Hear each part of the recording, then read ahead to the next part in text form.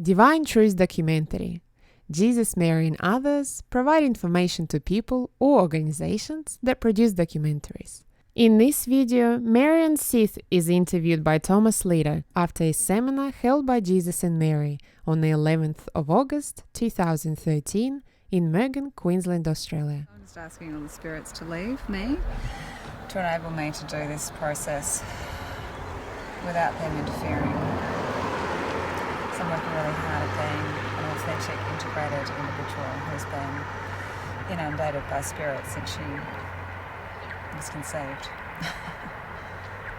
Yeah, so it's me. So the spirit's still there? They're around.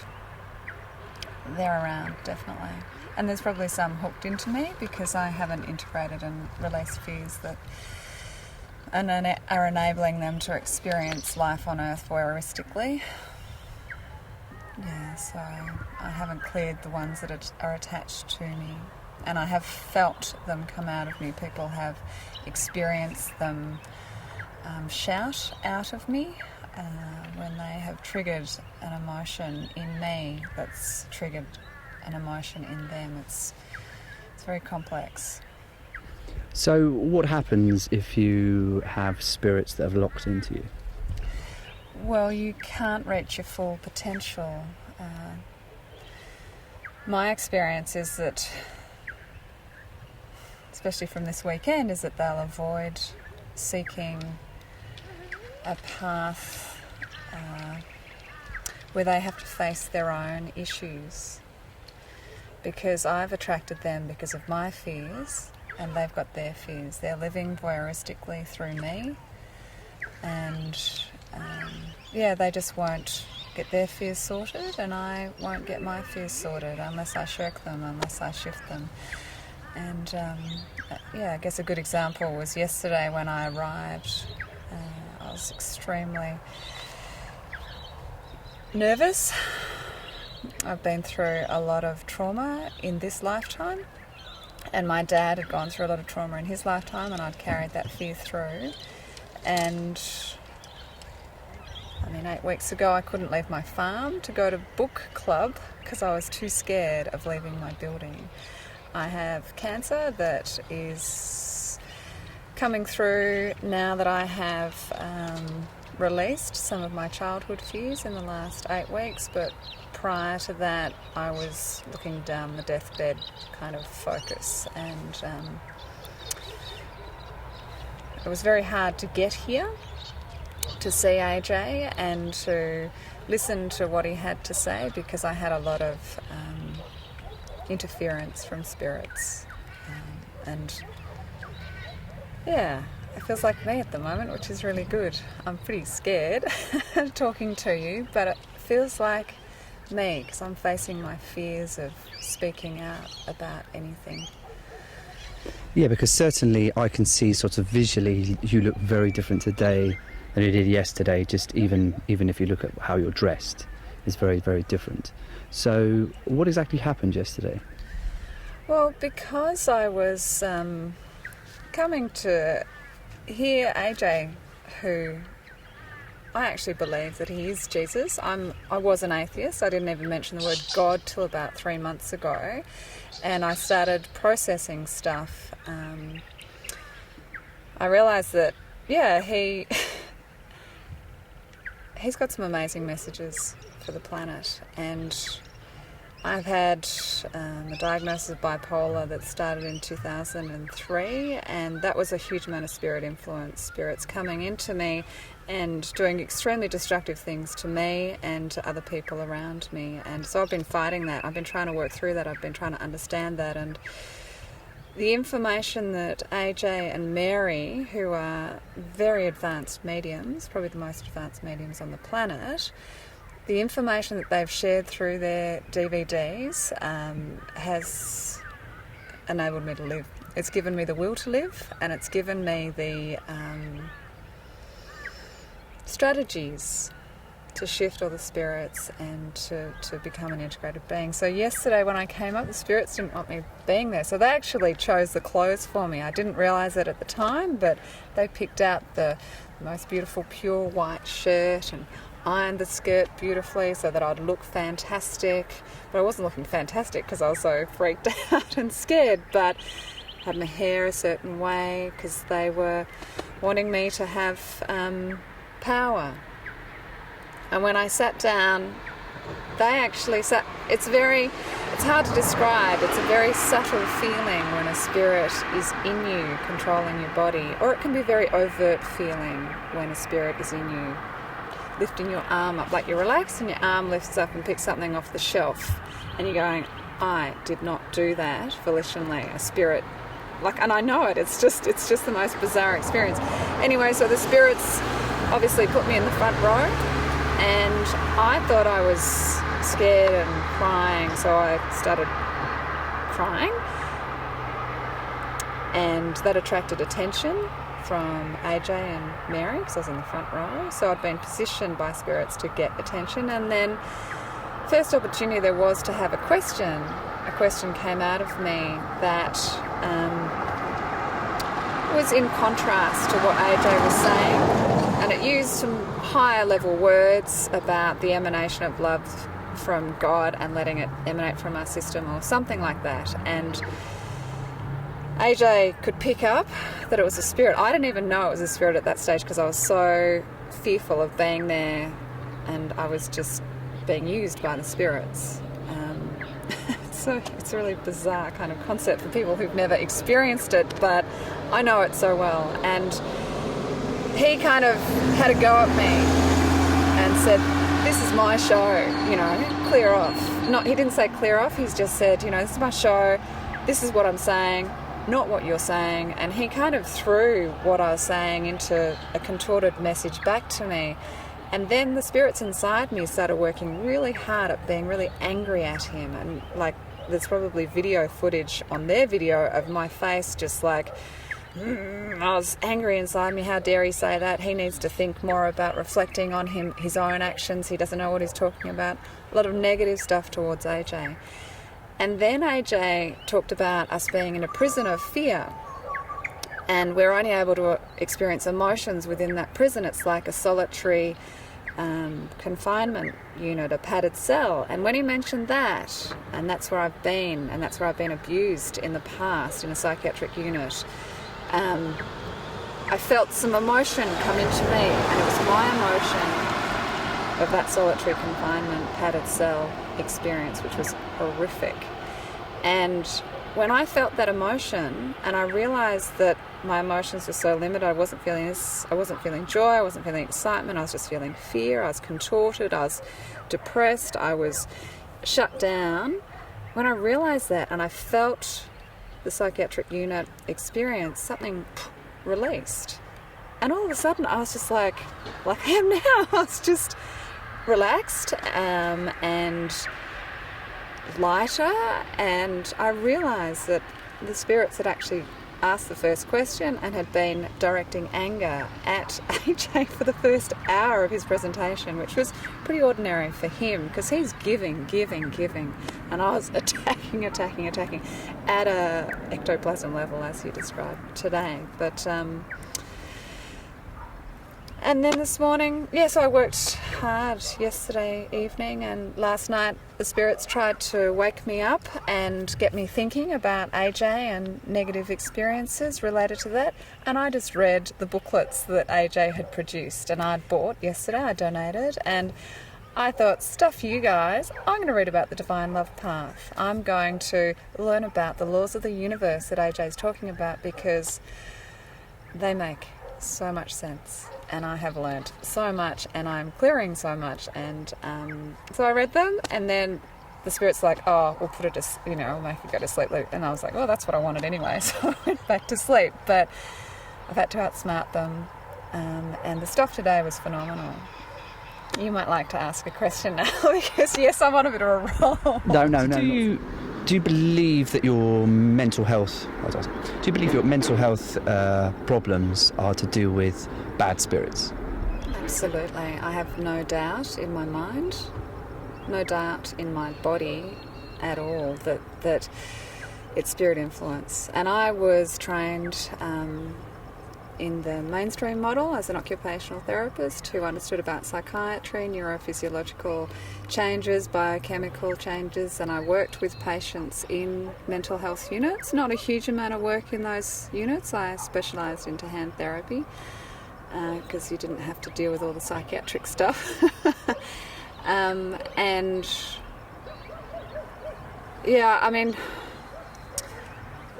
I had mercury, a large amount of mercury go into my system 10 years ago, and they talk about the Mad Hatters, and that relates to mercury and madness, and that brought out my first what's called a bipolar psychotic episode, and that was in Cape Town in South Africa. It was at the end of some pretty serious study. And yeah, I definitely had spirits coming through me, showing me stuff and using my body, and I didn't know that at the time, and I've had about 7 episodes since then that have been dangerous and that I've had to have medication, but there's been other times where I haven't needed medication. I'm not on medication. I haven't taken medication for 4 years because I've been processing, other than one instant where I lost it, and I had medication for about 4 weeks. But my path is very different to another person's path, and medication is absolutely imperative if you haven't got the support network around you and the strategies around you to understand kind of the path that I'm kind of experiencing. But and even away from mental health diagnosis, I know that the spirits they've spoken out of me to say that there are others trying to destroy me. And I've got cancer now, and it all relates back to fears, and and there's a huge amount of spirit influence with that as well. Because I guess for me this is fascinating, because I haven't, till today, I hadn't met anybody that articulated how they felt about spirits and spirits going inside them and controlling them. So can you tell me what exactly happens and how do you change if a spirit is controlling you?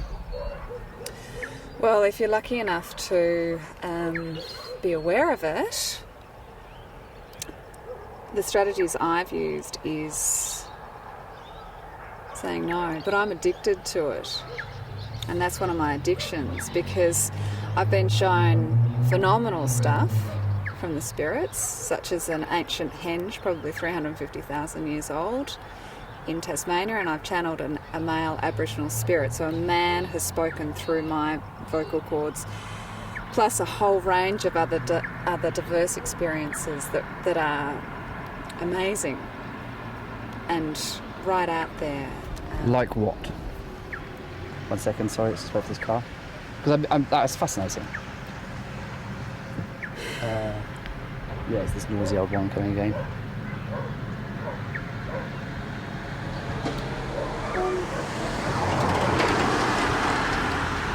I'm a bit overwhelmed by my own thinking, and I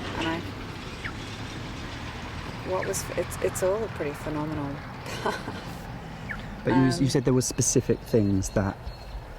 There's been so many. So I might meditate on the top of my property, and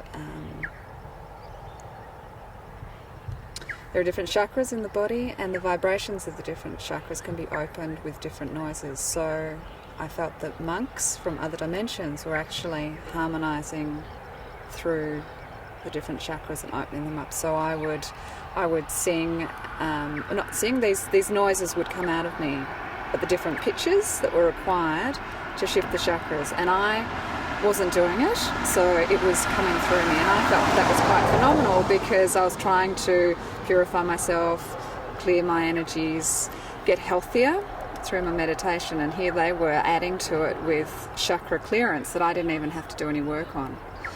The first experience like that was doing 15 yoga moves with all the breathing techniques without moving. Like, I didn't move my body, but my body was moved into 15 different positions, probably 3 or 4 stretches within that position, plus all the breathing that was required relative to that position. And I mean, I've done a bit of yoga, but it was quite advanced yoga, and I didn't need to do anything. And I thought that was quite phenomenal, because I'm just like chilling out, and then I'm standing there and kind of relaxing to it, and then these movements would come through me, and I'm like, yeah, that's the best yoga session I've ever done. And going on a retreat and my arm reaching up in the shop and picking out the food that I required to cleanse myself in that 2-week period. So it's not always a negative. Oh, no. And so that's why I'm addicted to it. Or that's why I have addictions. That's why I was addicted to it until I came here. And I'm no longer wanting to be addicted to it. I'm wanting to finish those addictions. So no, so it can be great. And that's why people want to go off their medication, so that they can experience these things, because you get these rushes of energy, or you get great ideas about how to solve really difficult problems, or you're able to function at a really high level when other people are just like just fading away. So that's the positive side in some ways. And the negative side is being told you're made of titanium after you've crashed a car, and sending you down a cliff, and your face smashing in, your leg being ripped apart, and then thinking that you're fine, and going to the hospital and showing the doctors what's inside your leg, and like really warped stuff as well. And that's dangerous. Is that an analogy, or is that actual fact? That actually happened, and then I went into a psychiatric hospital for a couple of weeks and some medication to kind of come down. So, you know, it can be extremely negative. But both aspects are not loving, from what I've learnt this weekend. Because any spirit that comes in and tries to do things for me is limiting my own ability to do it for myself and learn stuff that I need to do for myself. And we will get back to the divine truth in a minute. You mentioned that you have cancer. Mm-hmm. And you were saying, how has this divine truth helped you? Well, I'll just give you a quick rundown about the cancer. I found a lump in July 2010, and I thought it was a hormonal lump. Everyone thought it was a hormonal lump, didn't get a biopsy, go the natural way. 6 months later, it was starting to get uncomfortable. It had grown 3 times the size it was, and I had it taken out. It was found to be invasive ductal carcinoma, and I was diagnosed Christmas Eve 2010, and then the breast was taken off on New Year's Eve 2010. It all happened very quickly. I didn't know much about cancer. I was in a huge amount of fear. Didn't know much about processing. Had touched on the AJ stuff at that stage, but I'd had distorted information through other people that had received, that had been to see him, and then I'd got information secondhand, and it was just so distorted that it put me off AJ. So that's big advice, is go directly to AJ and Mary rather than other people, because they've got major problems. And the cancer then came back on the scar line August last year. There was a lump on the scar line, and I found that I diagnosed myself with metastatic breast cancer, but it took 4 months for the mainstream to diagnose it. And I've been working really hard on using natural therapies, and I've been attracting phenomenal treatment processes using electromagnetic field work that actually counts the number of cancer cells in your system, kills them off, all that kind of stuff. However, it took a lot out of my body, and 2 months ago I had a system breakdown. My core temperature dropped to 92 Fahrenheit. My immune system crashed. My kidneys were functioning about 30%, and the guy that was the doctor that I was working with in Russia, he was about to Hold that. Yeah. The doctor I was working with in Russia. Yeah, so, it was wonderful that I attracted a doctor in Russia who could assist, but he had been in Chernobyl when it exploded, so he had major radiation poisoning, and his pain was starting to become so excruciating that he was ready to go out to Siberia on his property and die with the tigers, and we were looking at 1 week before he was going to euthanize himself in that way, and he was the main brains behind my treatment. And my system crashed. He was going to die things are looking really bad. The guy that was treating me over here cried for 4 hours and broke down. He's never done that before in his life. He's in his 60s. He's always been, I'm fine, blah, blah, blah. Anyway, things are looking really bad. And then I fortunately attracted someone into the valley who was very familiar with AJ's work and Mary's work, and he assisted in seeing the amount of spirits that were coming through me, because he could see spirits. He's got a celestial guide of very bright form that was able to talk to him and support him in his intervention with me. And I then started looking at the AJ material again, so I hadn't touched on it for 3 years, and the stuff made sense. And because this man had shown me that there were so many spirits coming through me, I knew that I was disintegrating. I was extremely fearful, wouldn't go out of the house to book club to see 5 people because I was so scared. My fear was closing down on me, and the mediumship